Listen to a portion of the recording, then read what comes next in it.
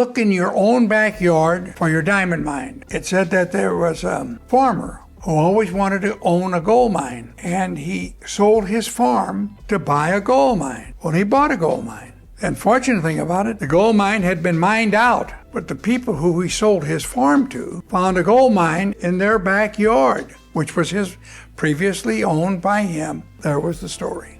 Look in your own backyard for your gold mine. Well, the following morning, I told you I'd made this large deal. As a broker, the Target store, still there today, on Manchester and Curls Mill Road. And I placed him in that center, acted as broker for them to buy this ground. So as usual, every morning I would go out and look at whatever real estate we had for sale. And I looked at that piece and I said, my goodness, there's my gold mine. I can be a developer here, which I always wanted to be. I ran to the phone, it's a small parcel, and I said, called the Target people. We didn't have the cell phones at that time. So I said to them, I'd like to buy that property, if it's okay with you all. They said, sure. Do you know how much we're asking for it? Deduct your commission. Only one problem. I didn't have the money. I didn't know where to get the money from. So I went to a friend of mine, Tom Green, great guy, told him the story. And I said, I need the financial help. He said, okay, I'll be the financial assistance that you need. We'll split it. That was the beginning. But that was pretty cool, though, when he was talking about he always wanted to be a developer,